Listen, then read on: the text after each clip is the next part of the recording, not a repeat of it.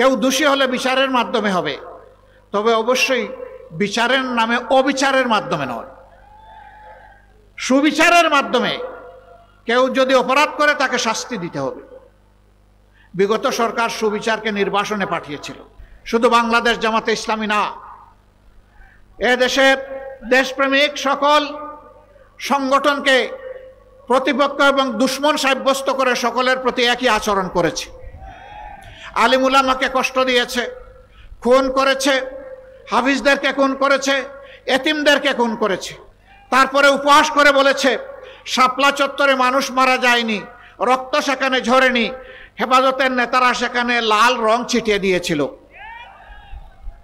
কত নিম্নমানের রুচি হলে মানুষ খুন করার পর এইরকম কুরুচিপূর্ণ কথা শাসক গোষ্ঠীর পক্ষ থেকে বলতে পারে? সম্মানিত ভাই ও বোনেরা, আপনারা শান্তিতে নিজের ঘর বাড়িতে থাকতে পারেন নাই, পেশাগত দায়িত্ব পালন করতে পারেন নাই, ছোটখাটো ব্যবসা করতে পারেন নাই, স্বস্তিতে সমাজে চলাফেরা করতে পারেন নাই। আমরা কি আফ্রিকার জঙ্গল থেকে এসেছিলাম? আল্লাহ তাআলা এই দেশের মাটিতে আমাদেরকে জন্ম দিয়েছিলেন। কেন এই অবস্থা কেন হয়েছিল? তাদের এই অবস্থা কেন হয়েছিল আমি আগেই জবাব দিয়েছি।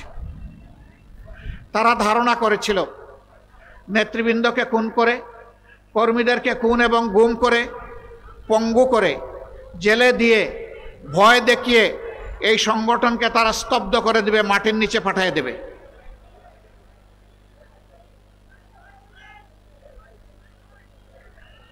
মাইকে বোধহয় সমস্যা হচ্ছে, একটু খেয়াল করুন। হ্যাঁ, ঠিক হয়ে গেছে আলহামদুলিল্লাহ।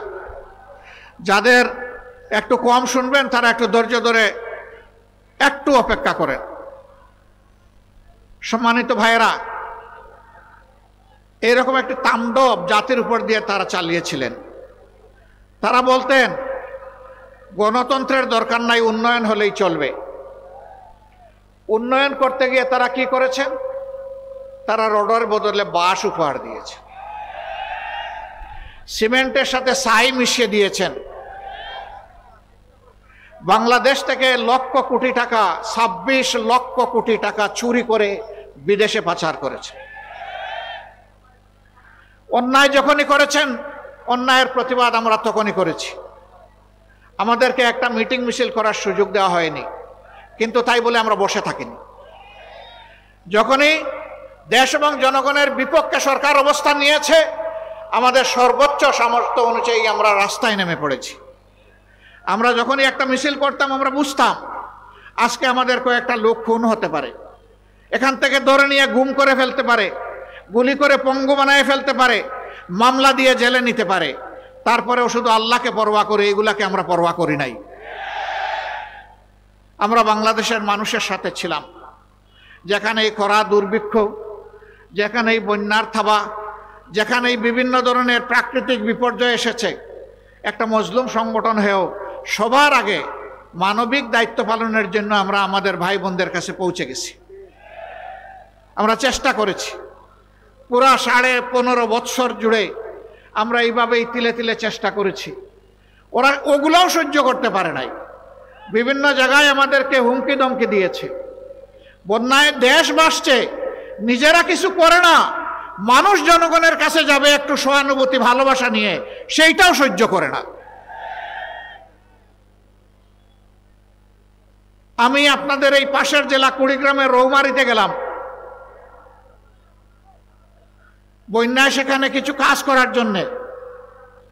দেখি যে আমার পাশে নেতৃবৃন্দ কি জানি টেলিফোনে শুধু কুসকাস করে। আমি বুঝলাম সামথিং রং। পাশে এনে জিজ্ঞেস করে জানলাম যে থানা থেকে তাদের উপর প্রেশার ক্রিয়েট করা হচ্ছে। কে এসেছেন, কি করছেন, কোথায় যাবেন? আমি তাদেরকে বললাম সব জানিয়ে দিন। জনগণের পাশে দাঁড়ানোর কারণে যদি এখান থেকে আমাকে গ্রেফতার করে, শতবার গ্রেফতার করব, আমি এটা পরোয়া করি না। মানুষ দেখুক, ওরা কিছু করে না, আমরা কিছু করতে গেলে আমাদেরকে করতেও দেয় না। সম্মানিত ভাইয়েরা, এই ধরনের আচরণ পুরাটা সময় জুড়েই আমাদের সাথে করেছে। আমরা তাই বলে কি দমে যাব? আমরা আক্রান্ত আহত হয়ে আমরা আদালতে বিচার পাইনি। এখানে একজন ভাই বলে গেলেন, এই এলাকারই একজন বিচারক, তিনি বলেছিলেন তিনি নাকি শপথবদ্ধ রাজনীতিবিদ। আমি বলি ভুল বলেছেন, আপনি শপথ ভঙ্গ রাজনীতিবিদ। আপনি যখন বিচারকের শপথ নেন, সেই শপথে লেখা ছিল কোন রাগ অনুরাগের বশবর্তী হয়ে আপনি কোনো রায় দেবেন না। অথচ আপনি একটি রাজনৈতিক দলের পক্ষ নিয়েছিলেন, আপনি ছিলেন পক্ষপাত দুষ্ট, অতএব আপনি করেছেন আপনার শপথ ভঙ্গ। এই শপথ ভঙ্গের কারণেই তার বিরুদ্ধে ফৌজদারি মামলা হতে পারে।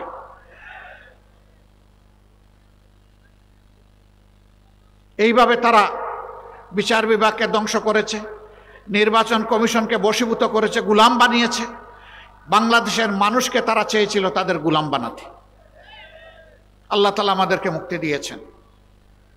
অতীতে যারা আমাদের বিরুদ্ধে ষড়যন্ত্র করে আঘাত দিয়ে কষ্ট দিয়ে মনে করেছিলেন এই দেশ থেকে নিশ্চিহ্ন করে দেবেন, আমি মহান আল্লাহর পর ভরসা করে তাদেরকে জানাতে চাই, যত ষড়যন্ত্র করবেন, যত আঘাত দিবেন, আল্লাহ তাআলা এই সংগঠনকে তত বেশি আগিয়ে দিবেন। কারণ আমরা মানবতার জন্য কাজ করি। আমাদের একটা মানবিক হৃদয় আছে, হার্ট আছে। এখানে একজন হিন্দু ধর্মের সম্মানিত নেতা ভাই, একটা কলেজের তিনি অধ্যক্ষ ছিলেন, তিনি বলেছেন এমন একটা বাংলাদেশে আমরা বসবাস করতে চাই যেই বাংলাদেশে আমাদেরকে আর আতঙ্কে থাকতে হবে না। আমি তাদেরকে বলি, কারা আতঙ্কমুক্ত বাংলাদেশ দিতে পারবে সেই দলটাকে খুঁজে বের করুন। যারা এই 54 বছর আপনাদের জমিজমা অবৈধভাবে দখল করে নাই, আপনাদের সম্পদ লুণ্ঠন করে নাই, আপনাদের ইজ্জতের উপরে হাত দেয় নাই, সেই দলকে ইনশাআল্লাহ আপনারা খুঁজে পাবেন। একটু বিবেক দিয়ে, বিবেকের চক্ষু দিয়ে দেখলেই পেয়ে যাবেন। আমি খুব দূরে যাব না, এখন তাকে মাত্র 6 মাস পিছনে যাব। 5 আগস্ট এই দেশে একটা যুগান্তকারী পরিবর্তন হয়েছে।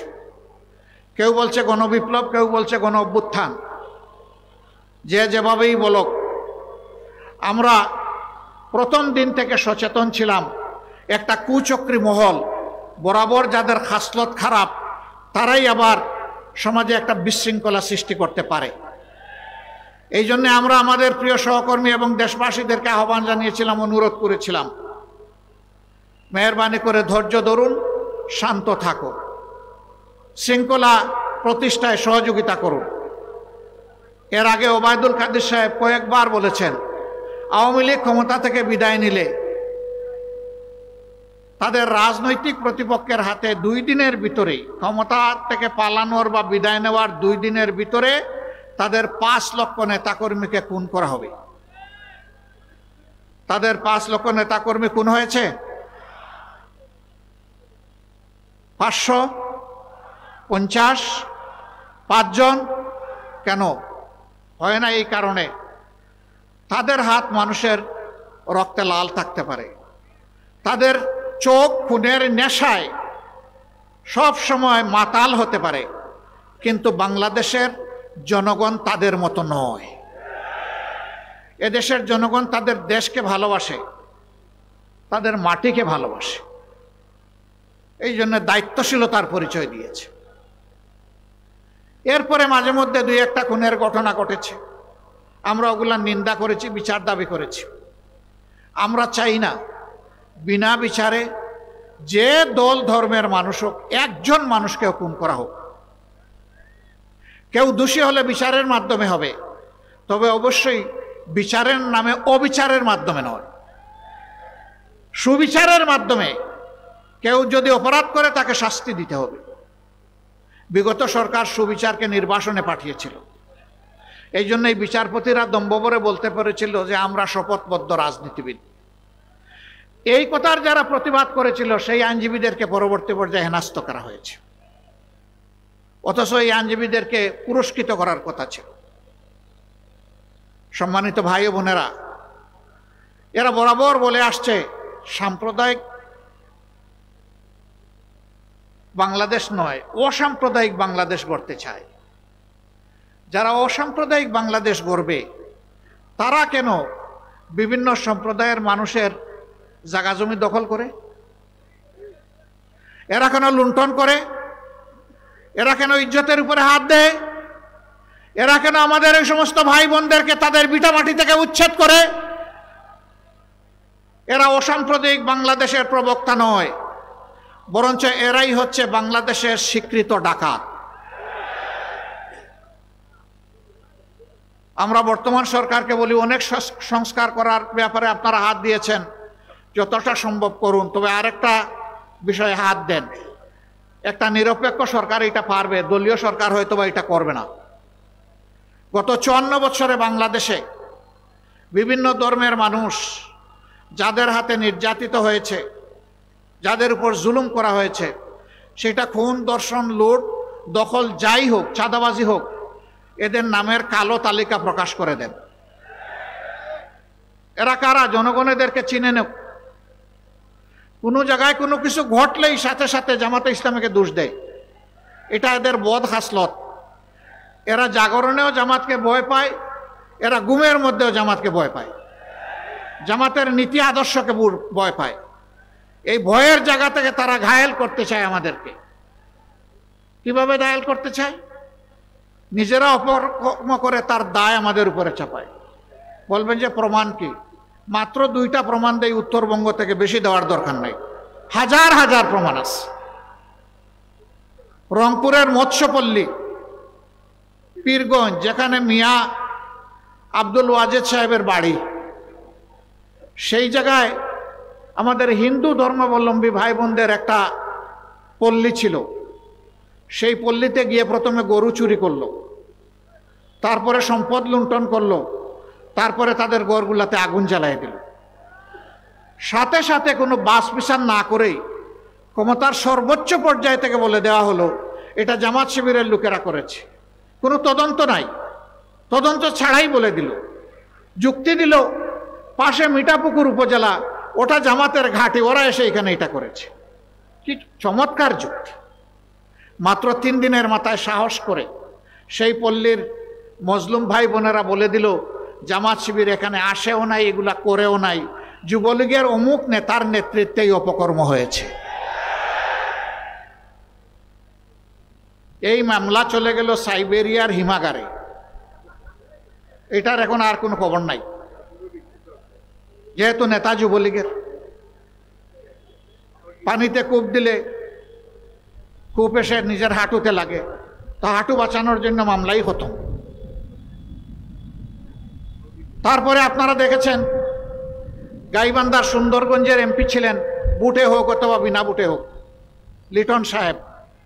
তাকে কে বা কাহারা তার বাড়ির পাশে শুট করে তাকে খুন করেছে। সাথে সাথেই তৎকালীন প্রধানমন্ত্রী বলে দিলেন সংসদে দাঁড়িয়ে এই কাজ করেছে জামাত শিবির। যুক্তি হলো এই লিটন সাহেবের নেতৃত্বে সন্ত্রাসের মাধ্যমে জামাতে ইসলামীর তৎকালীন আমির অধ্যাপক গুলাম আজম সাহেবকে তারা গাইবান্ধাতে জনসভা করতে বাধা দিয়েছিল। এর প্রতিশোধ এতদিন পরে জামাত শিবির নিয়েছে। এই অভিযোগে আমাদের বেশ কিছু নেতাকর্মীকে জেলে নেওয়া হলো, রিমান্ডে নেওয়া হলো, শারীরিক, আর্থিক, মানসিক নির্যাতন করা হলো। দিন শেষে পুরা তদন্তে বের হয়ে আসলো না জামাত শিবিরের কোনো সম্পর্ক এটার সাথে ছিল না, বরঞ্চ তাদেরই ক্ষমতার পার্টনার, যিনি ওই আসনের সাবেক এমপি ছিলেন, একজন অবসরপ্রাপ্ত সামরিক অফিসার, তিনি তার পিস্তল দিয়ে গুলি করে তার রাস্তা পরিষ্কার করেছেন।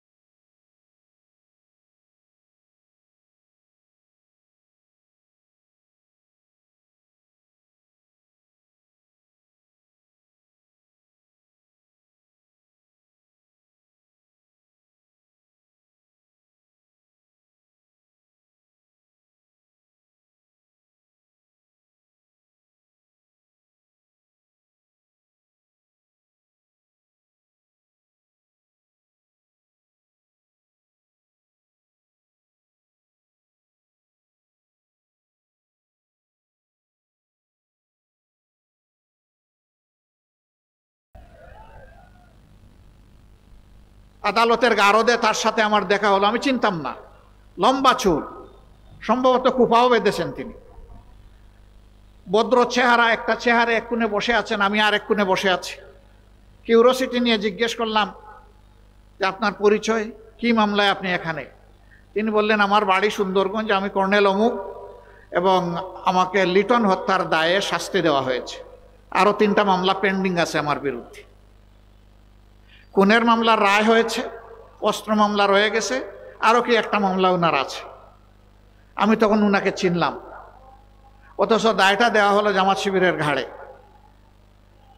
সম্মানিত ভাই ও বোনেরা, এই ছিল আওয়ামী লীগের অবস্থা। যেখানেই কোনো অপকর্ম সেখানেই নিজেরা জড়িত, আর দায়টা জামাত শিবিরের উপরে রাখে আল্লাহ মারেকে। তারা দফায় দফায় আমাদেরকে হাতে বিনা টিকেটে বলতেন অমুক দেশে চলে যাও, আরে একটা ভিসা দিবেন তো, একটা টিকিট তো দিবেন, টিকিট ভিসার ব্যবস্থা না করে বলে অমুক দেশে চলে যাও। আপনারা কোন বেশে এবং কোন টিকিট নিয়ে এখন দেশ থেকে চলে গেলেন? আমরা তো কখনো বলি নাই দেশ ছেড়ে চলে যান, আমরা এটা বলবো না। বাংলাদেশের সকল নাগরিকের এই দেশে বসবাস করার বৈধ অধিকার রয়েছে। আমরা একটা কথা পরিষ্কার করতে চাই, এখানে বিভিন্ন ধর্মের ভাই বোনেরা আছেন, আমরা বাংলাদেশে কোনো মেজরিটি মাইনরিটি মানি না। আমরা বিশ্বাস করি এই দেশের বুকে যেই জন্ম নিয়েছে বাংলাদেশের সংবিধান তাকে সমান অধিকার দিয়েছে, সুতরাং মর্যাদার দিক থেকে তিনি একজন মর্যাদাপূর্ণ বাংলাদেশের নাগরিক। আপনারা কখনো নিজেদেরকে মাইনরিটি মনে করবেন না। এই মাইনরিটি বলে বলেই আপনাদের উপর এতদিন এত অত্যাচার হয়েছে। আপনারা আমাদের ভাই বোন, আমরা সহমর্মিতার সাথে একসাথে গর্বের সাথেই বাংলাদেশে বসবাস করতে চাই। তারা আমাদের বিরুদ্ধে আরো অনেক বিষোদ্গার ছড়ায়। আদর্শ নাই তো, চরিত্রও নাই, দেশপ্রেম কি আছে না আছে আল্লাহ ভালো জানেন আর জনগণ ভালো জানে, আমরা কিছু বলবো না। যাদের দেশপ্রেম আছে তারা দেশের জনগণের টাকা চুরি করে না। সম্মানিত ভাই ও বোনেরা, তারা বলে জামাতে ইসলামী ক্ষমতায় গেলে নারী সমাজকে ভয় দেখানোর জন্য বলে যে তোমাদেরকে ঘরের ভিতরে আটকায় ফেলবে, বের হতে পারবে না। দেখেন, প্রমাণ দেখেন, ডান দিকে এখানে পুরুষদের আলহামদুলিল্লাহ গ্যাদারিং, বাম দিকে আমাদের বোনদের গ্যাদারিং। তারা ঘর থেকে বের হয়ে আসে নাই? আমাদের মা বোনেরা বিভিন্ন পেশাগত দায়িত্ব পালন করে না, সামাজিক কাজকর্ম করে না, সবই করে, সবই করবে ইনশাআল্লাহ। সেদিন বাড়তি 2টা জিনিস নিয়ে আরো করবে তারা, আনন্দের সাথে করবেন। একটি হচ্ছে মর্যাদা, আরেকটি হচ্ছে নিরাপত্তা। এখন তাদের সামাজিক মর্যাদাও কম আর নিরাপত্তা একেবারেই নাই। এই 2টাই সেদিন নিশ্চিত করা হবে ইনশাআল্লাহ। রাষ্ট্রীয় দায়িত্ব পালনের ক্ষেত্রে দেখা হবে না কে কোন দলের আর কে কোন ধর্মের, দেখা হবে তিনি এই দায়িত্বের উপযুক্ত কিনা। যিনি যে দায়িত্বের উপযুক্ত তার হাতে সেই কাজটি তুলে দেওয়া হবে ইনশাআল্লাহ। তরুণ যুব সমাজকে আমাদের বিরুদ্ধে খেপানো হয়েছে কালের পর কাল, যুগের পর যুগ। এখন তারা বুঝেছে এগুলা সবগুলাই ছিল দেশ বিরোধী ষড়যন্ত্র। এই যুবকদেরকে তৎকালীন প্রধানমন্ত্রী এক গালি দিয়েছিলেন, সেই গালির প্রকৃত জবাব তিনি পেয়ে গেছেন। পেয়ে যান নাই? পেয়ে গেছেন। তা আলহামদুলিল্লাহ, আমরা প্রতিশোধের রাজনীতিতে বিশ্বাস করি না। নাইলে আমাদের উপর যে পরিমাণ জুলুম করা হয়েছে, যদি আমাদের কর্মীরা ধৈর্য না ধরত তাহলে এই দেশে অনেক প্রতিশোধ নেওয়া হয়ে যেত। আমরা বলেছি হ্যাঁ, যতটা খুন হয়েছে সবগুলা খুনের বিচার হতে হবে। বন্ধুরা, আপনারা কিন্তু আবার লিখবেন না যে খুনের বিচার করব। মাঝে মাঝে কিন্তু মিডিয়ার বন্ধুগণ আমার কথাকে বদলাইয়া বলেন খুনের বিচার করব। আমি বিচার করার কে? আমি কি বিচারক? বিচারকের আসনে বসে যারা বিচারক তারা বিচার করবে। আমরা বলছি বিচার হতে হবে, এই বিচার আমরা দাবি করি। খুনের বিচার যদি না হয় তাইলে খুনের সংস্কৃতি বন্ধ হবে না। লুটপাটের বিচার যদি না হয় লুটপাটের সংস্কৃতি বন্ধ হবে না। চাঁদাবাজদের বিচার যদি না হয় চাঁদাবাজি বন্ধ হবে না। ঘুষখোরের বিচার যদি না হয় ঘুষখোরি বন্ধ হবে না। সুতরাং সকল অন্যায়ের বিচার হতে হবে, এ বিচার আমরা দাবি করি।